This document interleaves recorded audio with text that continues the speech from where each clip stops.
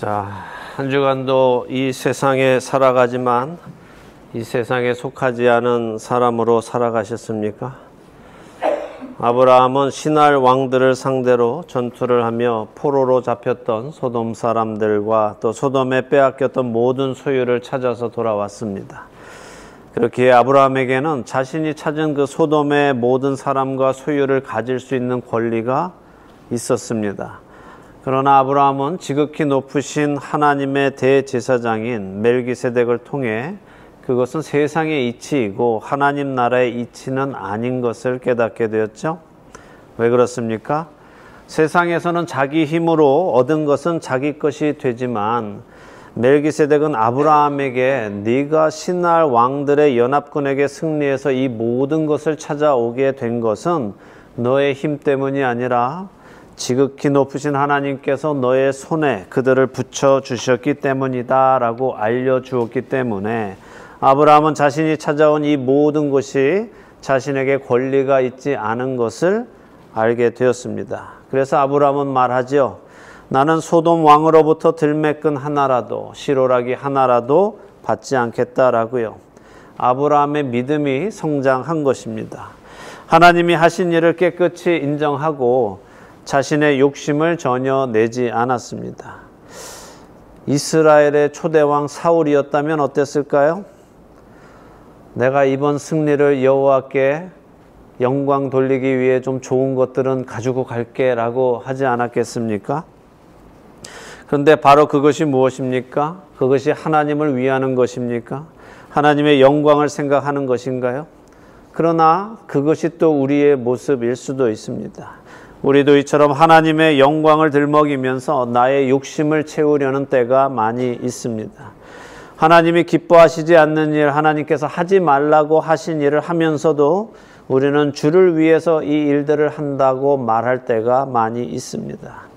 아브라함의 믿음에는 그런 욕심이 하나도 없었습니다. 하나님이 이 일을 하셨다는 것에 그는 추호도 의심이 없었습니다. 그렇기에 자기 자신에게는 아무런 권리가 없음을 그는 알았습니다. 자, 이것을 반대로 생각해 보면 어떨까요? 만일 내가 어떤 일에 어떤 권리가 있다고 생각하고 그 권리를 주장한다면 그것은 내 안에 어떤 생각이 자리 잡고 있기 때문입니까? 그렇죠. 내가 이 일을 했다는 생각이 그 안에 자리 잡고 있기 때문에 나에게 어느 정도의 권리가 있다라는 생각이 드는 것입니다. 자, 이것은 아주 중요한 일입니다. 자, 생각해 보세요. 아브라함이 가만히 있었습니까? 아니죠. 그는 롯과 롯의 가족이 잡혀갔다는 소식을 듣고 어떻게 했어요? 자기 사람들을 데리고 그 적군을 쫓아갔습니다. 그리고 싸웠습니다. 아무것도 안 한 것이 아니에요. 분명히 아브라함이 한 일이 있습니다. 그는 자기 목숨을 걸고 싸웠어요. 그럼에도 불구하고 자신이 행한 그 일이 이 전쟁을 승리로 이끈 것에는 아무런 상관이 없다는 것을 인정했다는 거예요. 하나님께서 원수를 내 손에 붙여주셨기 때문에 내가 이겼다 하는 것을 안다는 거죠. 우리도 여러 가지 일을 하지만 그 일을 이루시는 분은 하나님이시라는 거예요. 그러니 거기에 나도 거기에 조금 뭔가 일조는 했잖아 라는 생각이 들어가서는 절대로 안 된다는 것입니다. 자, 이렇게 아브라함이 자신의 힘이 아니라 하나님이 하신 것을 온전히 인정하고 소돔 왕을 향해서 나는 너에게 아무런 것을 받아서 부해졌다라는 말을 듣고 싶지 않아 라고 말하자 어떤 일이 일어날까요? 오늘 본문 말씀을 보겠습니다. 먼저 창세기 15장 1절 말씀 한 절만 같이 읽어보겠습니다. 이후에 여호와의 말씀이 환상 중에 아브라함에게 임하여 이르시되 아브라함이 두려워하지 말라. 나는 내 방패요 너의 지극히 큰 상급이니라. 자, 소돔 왕이 재물은 너 다 가지고 사람은 나 줘. 마치 이번 전쟁에 승리한 것에 대한 상이라도 주는 것처럼 그것은 재물은 다, 전리품은 다 너가 가져라고 말하는 권고에 나는 너에게 아무것도 받지 않겠다라고 아브라함이 말한 후에 지금 여호와의 말씀이 환상 중에 아브라함에게 임하시는데 뭐라고 하세요? 두려워하지 말라. 나는 너의 방패요 너의 지극히 큰 상급이다 라고 하십니다. 무슨 말씀이에요? 아브라함아, 그래, 잘했어. 소돔 왕에게 상을 받는 것이 아니고 나한테 받는 거야. 내가 너의 지극히 큰 상급이다 라고 말씀하시는 거죠. 어떤 재물이 상급이 아니라 나 여호와 하나님, 그 하나님 자체가 너의 지극히 큰 상급이야 라고 말씀하시는 겁니다.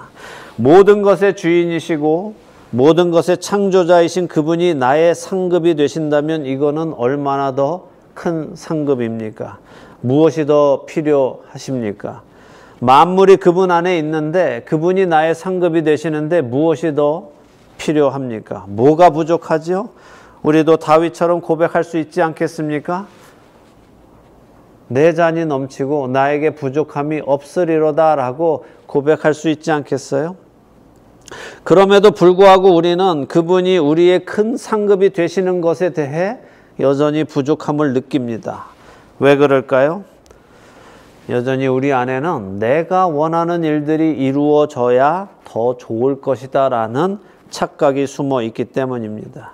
하나님의 계획하심이 가장 완전하고 완벽하고 좋을 것이라는 것을 온전히 신뢰하지 못하기 때문에 나의 원함이 이루어지는 것이 더 좋을 것이라고 착각하는 것입니다.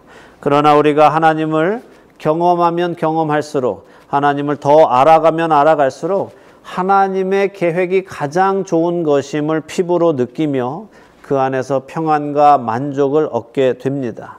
그래서 사도 바울은 내가 자족하는 법을 배웠고 그렇기에 내게 능력 주시는 자 안에서 내가 모든 것을 할 수 있다라고 고백하게 되는 거죠. 하나님이 우리의 큰 상급이심을 믿어지는 은혜가 있기를 축원합니다. 또 한 가지 볼 것은 하나님께서 아브라함에게 두려워하지 말라. 내가 너의 방패다라고 하신 말씀입니다. 자, 이 말씀을 하신 가장 1차적인 이유는 뭘까요? 내가 너의 방패야. 그러니까 두려워하지 마라고 하신 이유는 뭘까요? 자, 이제 막 신할 왕들과 전투를 마쳤습니다. 사실 전투를 할 때는 잘 모르지만 전투가 끝나고 나면 두려움이 찾아옵니다. 여러분들은 싸움을 안 해보셔서 잘 모르시죠? 싸움을 해보신 분들은 아마 기억나실 겁니다. 싸움할 때는 막 싸우니까 정신이 없습니다. 근데 싸움이 끝나고 나면 가만히 있는 그 시간에 몸이 후들후들 떨리면서 두려움이 찾아옵니다. 이 사람들이 다시 힘을 재정비해서 나를 공격하면 어떻게 하지? 더 많은 사람들을 데리고 오면 어떡하지? 내가 내 식구들을 어떻게 지키지? 생각하면 두려워지죠.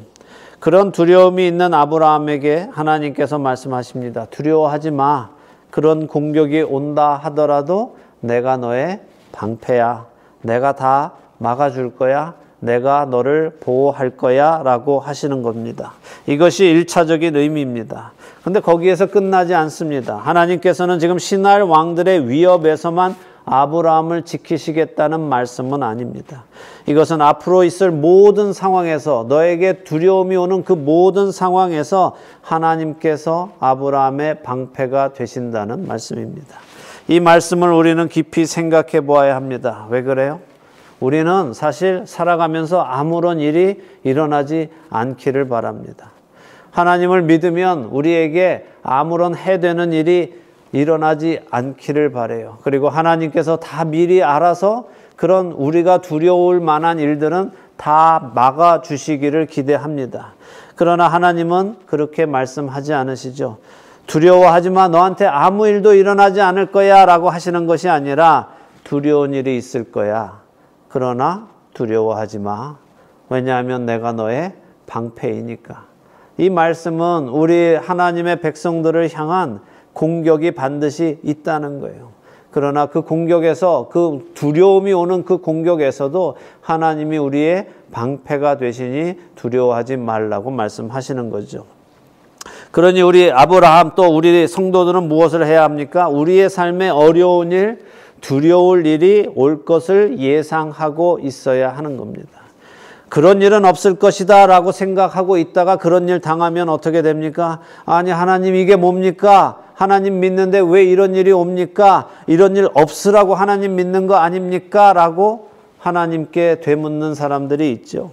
그러나 우리가 우리의 삶에 어려운 일, 두려운 일이 찾아올 것을 당연하게 생각하고 그것을 예상하고 있으면 그런 일이 찾아오는 것은 기쁜 일은 아니지만 그래도 그런 일이 찾아올 때 우리는 당황하지 않을 수 있습니다. 하나님 이게 뭡니까? 라는 반응이 아니라 하나님 올 것이 왔군요. 하나님 이 두려운 상황에서 제게 무엇을 가르치시기 원하십니까? 이 두려운 상황에서 저를 어떻게 보호하시며 하나님께서 하나님 되심을 보여주실 것입니까? 하고 우리는 하나님께 더욱 가까이 갈 수 있게 되는 것입니다. 그렇기에 예상하고 계세요. 우리에게 반드시 어렵고 힘들고 두려운 일들이 찾아올 것입니다. 안 오지 않습니다. 반드시 찾아오고 시시때때로 찾아옵니다. 잊을만 하면 오고 몰려올 때 한 번에 몰려오기도 합니다. 그러나 그때마다 우리를 부르신 그 하나님께서 우리의 방패가 되실 것입니다. 우리를 지키시고 그 상황을 지나가게 하실 겁니다. 그리고 그것을 통해 하나님이 나의 하나님이심을 우리로 경험하게 하시고 우리의 믿음이 굳건하게 되도록 하실 것입니다. 그래서 우리의 영혼이 우리 하나님을 찬송하게 하실 것입니다. 자, 이제 15장 다음 절들을 읽어보겠습니다. 창세기 15장은 성경에서 가장 중요한 장 중에 하나입니다. 왜 그럴까요? 읽어보죠. 15장 2절에서 17절까지 읽어보겠습니다. 아브라함이 이르되 주 여호와여 무엇을 내게 주시려 하나이까? 나는 자식이 없사오니 나의 상속자는 이 다메섹 사람 엘리에셀이니이다. 아브라함이 또 이르되 주께서 내게 씨를 주지 아니하셨으니 내 집에서 길린 자가 내 상속자가 될 것이니이다. 여호와의 말씀이 그에게 임하여 이르시되 그 사람이 내 상속자가 아니라 내 몸에서 날 자가 내 상속자가 되리라 하시고 그를 이끌고 밖으로 나가 이르시되 하늘을 우러러 무뼈를 셀 수 있나 보라. 또 그에게 이르시되 내 자손이 이와 같으리라. 아브라함이 여호와를 믿으니 여호와께서 이를 그의 의로 여기시고 또 그에게 이르시되 나는 이 땅을 내게 주어 소유를 삼게 하려고 너를 갈대아인의 우르에서 이끌어낸 여호와니라. 그가 이르되 주 여호와여 내가 이 땅을 소유로 받을 것을 무엇으로 알리이까? 여호와께서 그에게 이르시되 나를 위하여 3년 된 암소와 3년 된 암염소와 3년 된 숫양과 산비둘기와 집비둘기 새끼를 가져올지니라. 아브라함이 그 모든 것을 가져다가 그 중간을 쪼개고 그 쪼갠 것을 마주 대하여 놓고 그 새는 쪼개지 아니하였으며 솔개가 그 사체 위에 내릴 때는 아브라함이 쫓았더라.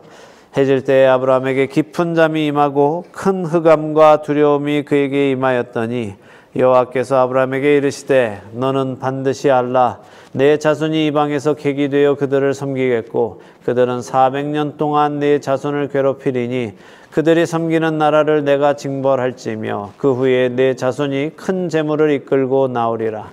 너는 장수하다가 평안히 조상에게로 돌아가 장사될 것이요 내 자손은 4대 만에 이 땅으로 돌아오리니 이는 아모리 족속의 죄악이 아직 가득 차지 아니함이니라 하시더니 해가 져서 어두울 때에 연기 나는 화로가 보이며 타는 횃불이 쪼갠 고기 사이로 지나더라. 아멘.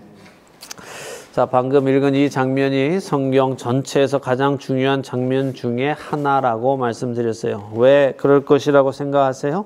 이 장면이 어떤 장면이기 때문에 그렇습니까? 이 장면은 구원의 복음을 우리에게 명확하게 보여주시는 장면이기 때문에 그렇습니다. 이 장면을 우리가 이해한다면 복음이 무엇인지, 구원이 무엇인지, 우리로 구원에 이르게 하는 믿음이 무엇인지를 확실하게 알게 됩니다. 자, 여기 지금 15장 이 장면까지 아브라함의 삶을 다시 한번 우리 되돌아보겠습니다. 12장에서 아브라함은 하나님의 부르심을 받습니다. 하나님께서는 그 아브라함을 부르셔서 너는 너의 땅을 떠나 내가 너에게 보여줄 땅으로 가라 라고 하셨어요. 네가 살고 있는 그 땅이 아니라 내가 너에게 주는 땅. 이것의 의미는 결국에는 하나님께서 주시는 영원한 세상이라고 말씀드렸습니다. 그리고 하나님은 이렇게 떠나가는 아브라함을 통해서 그의 삶 속에 하나님이 하나님 되심을, 다시 말해 하나님께서 참된 신이심을 아브라함의 삶 속에서 보여주셨습니다. 어떻게 보여주셨어요? 하나님에서 가나안까지 들어오는데 아무런 문제 없이 무사히 잘 오게 해주셨습니다. 또 가나안에 온 기근을 피해서 애굽으로 내려갔다가 아내를 빼앗긴 그 아브라함을 바로의 손에서 온전히 지켜내시고 다시 가나안으로 안전하게 돌아오게 하셨습니다. 신할 왕들의 연합군의 공격으로 가나안 지역의 족속들이 폐허가 되고 특별히 소돔은 백성들과 재물이 모두 빼앗겼는데 아브라함이 쫓아가서 그 신할 연합군을 상대로 싸워서 롯과 그의 가족은 물론 다른 포로들과 빼앗겼던 재물까지 모두 찾아 다시 가나안으로 오게 하셨어요. 그러니까 계속해서 하나님은 처음부터 아브라함을 가나안으로 계속해서 안전하게 오게 하시는 일을 하셨다는 말입니다. 그리고 그 일이 그 지극히 높으신 여호와 하나님께서 행하신 일임을 멜기세덱을 통해서 알게 하셨죠. 그리고 오늘 하나님께서 아브라함에게 말씀하시기를 나는 너의 큰 방패이고 큰 상급이다 라고 하셨습니다. 내가 너를 지키고 내가 나를 너에게 주겠다라고 말씀하셨죠. 자, 그런데 보세요. 아브라함이 하나님께 처음으로 이제 말을 합니다. 저에게 상급 주신다고 하는데 그거 뭐 주셔봐야 별로 누릴 것도 없습니다. 이렇게 말하죠. 왜 그래요? 제가 뭐 자식이 있습니까? 저한테 뭐 상급을 주시겠다는데 많이 주셔봐야 다 소용없습니다. 우리 집에 엘리에셀 종이 다 가져갈 거예요 라고 하죠. 그 이유가 하나님께서 저에게 자식을 주지 않으셔서 저희 집 종 엘리에셀이 저희 집의 상속자가 될 것입니다 라고 답합니다. 자, 아브라함의 말 속에 하나님을 향한 섭섭함이 조금 묻어 있죠. 예, 그냥 우리 집 사정이 그래요 이게 아니라 하나님이 주지 않으셔서 이렇습니다 라고 하나님께 조금 책임을 묻습니다. 왜냐하면 하나님이 주시겠다고 약속하셨는데 아직도 안 주셨으니까 하나님 전에 약속하신 거 어떻게 됐나요? 라고 묻는 거죠.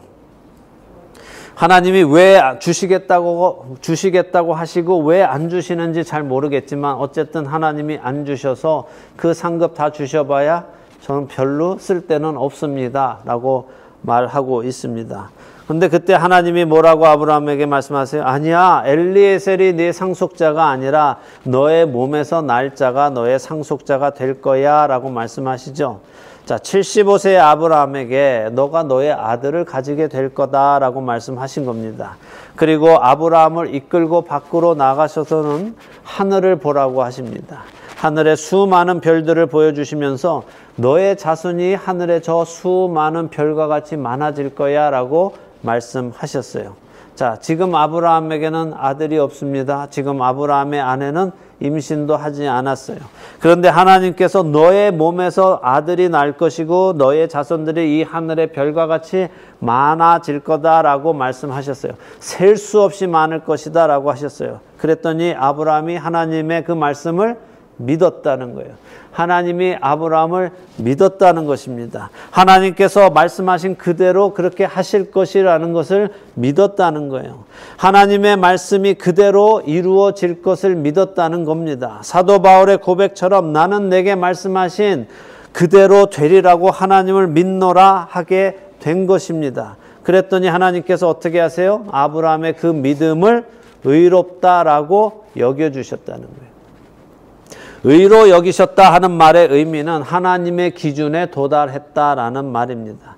하나님의 의의 기준, 하나님이 하나님이신 것, 그분은 그분이 하신 말씀을 거짓 없이 모두 이루시는 분이라는 것을 믿는 것이 하나님의 기준이라는 것입니다. 아브라함의 행위가 아니라 아브라함의 선행이 아니라 아브라함이 하나님은 그런 분이야. 하나님은 거짓이 없는 분이야. 하나님은 지금 내게 말씀하신 그대로 그 모든 것을 반드시 이루실 분이야 하는 것을 믿는 것이 뭐라고요? 의로운 것이라는 거예요. 하나님께서는 아브라함에게 자손은 물론 이 땅도 주실 것을 다시 한번 확인시켜 주시죠. 그랬더니 아브라함이 또 묻습니다. 하나님 이 땅을 저에게 소유로 주실 것을 제가 무엇으로 알 수 있습니까? 이거는 금방 아브라함이 하나님을 믿었다가 또 못 믿어서 묻는 것입니까? 하나님, 방금 하나님을 믿었는데 하나님께서 그것을 그의 의로 여겨주셨잖아요. 만일 아브라함이 베드로처럼 방금 주는 그리스도시요 하나님의 아들이십니다 라고 해서 칭찬받았다가 예수님이 나 십자가에 죽어야 돼, 안 됩니다 라고 또 주님의 멱살을 잡고 또 사탄의 앞잡이처럼 말하는 그런 모습입니까? 아니죠. 만일 아브라함이 하나님을 의심해서 아니 이 땅을 저에게 주신다는 것은 제가 또 어떻게 믿겠습니까? 라는 의도로 말한 것이라면 하나님께서도 아브라함을 책망하셨을 것입니다. 그런데 하나님은 아브라함을 책망하지 않으세요.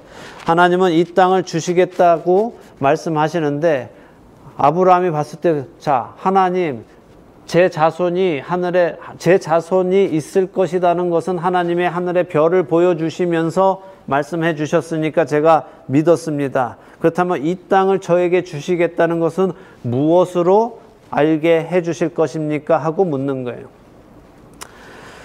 그랬더니 하나님께서 어떻게 하세요?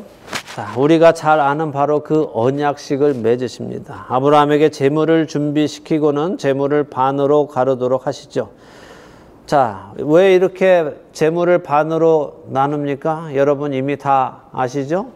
당시 중동의 언약식은 어떻게 해요? 재물을 반으로 가르죠. 어떻게 갈라요? 이렇게 갈라요? 이렇게 갈라요. 이렇게 가르죠. 이렇게 갈아서 양옆으로 열어놓죠. 그리고 언약을 맺는 두 당사자가 그 재물 사이로, 갈라진 재물 사이로 지나가면서 약속을 하죠. 어떤 약속을 합니까? 우리의 이 언약이 깨진다면 언약을 깨는 사람은 바로 이 재물처럼 반으로 갈라져서 죽을 것이다 라는 것을 약속하는 거잖아요. 그러니까 당시의 언약은 얼마나 시리어스했어요? 목숨을 내어놓고 하는 것이 언약이죠. 우리는 약속을 정말 너무 쉽게 깨지만 당시에는 언약은 하나님은 약속을 깨는 것을 미워하신다고 로마서에 말씀하세요. 하나님은 그만큼 약속을 중요하게 여기시는 분입니다. 자, 그리고 당시에도 사람들은 약속을 그렇게 중요하게 여겼습니다. 정말 재물을 반으로 갈라서 우리 둘 중에 하나가 약속을 어기면 그 약속 어기는 사람은 이렇게 죽을 것이다 라고 할 정도로 약속은 중요한 것이었습니다. 자, 그런데 보세요. 내가 이 땅을 너와 너의 자손에게 영원히 주겠다라고 약속하셨고 그 약속이 참되다는 것을 확인하는 이 언약식에 하나님께서 아브라함에게 나를 위해 준비해라 라고 하셨어요. 우리를 위해서 우리 약속하자라고 하신 게 아니라 이 약속을 내가 지킬 것을 너한테 보여줄 테니 너는 나를 위해 재물들을 준비해라 라고 하시고 그 재물을 반으로 가르게 하셨죠. 그리고 그 재물 사이로 하나님과 아브라함이 지나가는 게 아니라 하나님만 횃불로 임하셔서 지나가셨다는 거예요. 무엇을 말씀하시는 겁니까? 이 일, 내가 한 이 말, 곧 너로 시작하는 너를 포함한 너의 자손에게 내가 주겠다고 하는 그 땅, 그 영원한 나라를 주는 그 일은 아브라함 너하고는 상관없이 나 혼자 하는 일이다 라고 말씀하는 거예요. 하나님께서 이루신다는 거예요. 아브라함 네가 착한 삶을 살아야 내가 그 일을 이루어 주는 것도 아니고 네가 나의 모든 말에 순종해야 내가 해주는 것도 아니고 네가 불순종하면 이 언약이 깨지는 것도 아니고 너의 그 믿음으로 인해 내가 너에게 일방적으로 해주는 것이다 라고 말씀하시는 거예요. 자, 이게 왜 성경에서 가장 중요한 장 중에 하나라고요? 이것이 복음이기 때문에 그래요. 다시 생각해 보세요. 아브라함에게 하나님의 말씀이 반드시 이루어진다 하는 그 믿음을 가지게 하신 분이 누구예요? 아브라함이 처음부터 하나님을 믿었습니까? 아니죠. 12장에 부름받은 아브라함은 여러 경험을 통해서 15장에 와서야 하나님을 믿게 되었단 말이죠. 그러니까 15장에 와서 아브라함의 믿음이 생긴 겁니다. 아브라함에게 그 믿음이 생기게 하신 분은 하나님이세요. 하나님은 그 아브라함의 믿음으로 인해 하나님께서 약속하신 것을 반드시 지키시겠다고 재물을 쪼개서 그 사이를 지나가시며 약속하시는 겁니다. 여러분과 제게 믿음이 생긴 이유가 뭡니까? 우리에게 처음부터 믿음이 있었습니까? 아니죠. 하나님이 우리에게 믿음이 생기도록 우리의 삶 속에서 역사하셨기 때문입니다. 하나님이 하나님 되심을 보여주셨기 때문입니다. 하나님이 하나님 되심을 우리에게 나타내 주셨기 때문에 우리가 차츰차츰 어렴풋이 그 실체에 다가가다가 어느 순간 우리에게 그것이 믿음이 되어 버린 것입니다. 그렇기에 우리가 우리의 믿음을 자랑할 것이 하나도 없지요. 우리에게 믿음이 있게 하신 분은 하나님이시기 때문입니다. 이렇게 우리가 믿음이 생기면, 우리가 하나님을 믿으면 하나님께서는 또 어떻게 하세요? 하나님께서 우리에게 믿음이 생기도록 해주시고도 그렇게 믿음이 생긴 우리를 바라보시며 하나님이 우리를 어떻게 하신다고요? 의롭다라고 여겨주신다는 거예요. 하나님이 다 해놓고도 거기에 그냥 반응한 우리는 그 하나님이 우리를 믿을 수밖에 없게 해놓으셔서 믿었는데 하나님이 우리를 의롭다라고 여겨주신다는 거예요. 그리고 하나님께서는 우리에게 영원한 나라를 주시겠다고 그 약속을 하시는 겁니다. 독생자 예수 그리스도를 주시면서까지 내가 너희를 반드시 영원한 나라로 이끌어 갈 거야 하시는 것을 우리에게 확신시켜 주시는 것입니다. 내가 잘하고 못하고가 아니라 그분이 나에게 믿음을 주시고 그분이 나를 영원한 곳으로 데리고 가시겠다는 것입니다. 그 약속을 어기면 그분이 이 재물과 같이 되시겠다는 거예요. 그러니 하나님은 반드시 그 약속을 지켜내실 것입니다. 여러분은 그 하나님을 믿으십니까? 그 하나님이 이 일을 이루어 가실 것을 믿으십니까? 그 하나님을 믿으십시오. 그 하나님을 믿고 이 땅을 살아가십시오. 여러분의 삶에서 어려운 일을 만나도, 고통스러운 일을 만나도, 슬픈 일을 만나도, 불편한 일을 만나도 그것이 우리의 끝은 아닙니다. 하나님은 그 모든 일 속에서도 우리의 방패가 되시고 우리를 약속하신 그곳, 영원한 생명이 있는 곳으로 이끌어 가실 것입니다. 끝으로 로마서 8장 32절에서 39절을 읽어드립니다. 자기 아들을 아끼지 아니하시고 우리 모든 사람을 위하여 내주시니가 어찌 그 아들과 함께 모든 것을 우리에게 주시지 아니하겠느냐. 누가 능히 하나님께서 택하신 자들을 고발하리요. 의롭다 하신 이는 하나님이시니 누가 정죄하리요. 죽으실 뿐 아니라 다시 살아나신 이는 그리스도 예수시니 그는 하나님 우편에 계신 자요 우리를 위하여 간구하시는 자시니라. 누가 우리를 그리스도의 사랑에서 끊으리요. 환난이나 곤고나 박해나 기근이나 적신이나 위험이나 칼이랴. 기록된 바 우리가 종일 주를 위하여 죽임을 당하게 되며 도살당할 양같이 여김을 받았나이다 함과 같으니라. 그러나 이 모든 일에 우리를 사랑하시는 이로 말미암아 우리가 넉넉히 이기느니라. 내가 확신하노니 사망이나 생명이나 천사들이나 권세자들이나 현재일이나 장래일이나 능력이나 높음이나 깊음이나 다른 어떤 피조물이라도 우리를 우리 주 그리스도 예수 안에 있는 하나님의 사랑에서 끊을 수 없으리라. 아멘. 우리 각 사람을 부르신 그 하나님을 신뢰하시기 바랍니다. 어떤 상황에서도 하나님은 우리를 부르시고 떠나가지 않으십니다. 그 어떤 어려운 상황, 두려운 상황, 힘든 상황에서도 하나님은 우리를 반드시 지켜내실 것입니다. 그 하나님의 사랑을 온전히 붙들고 살아가시는 저와 여러분이 되시기를 예수 그리스도의 이름으로 축원합니다. 아멘.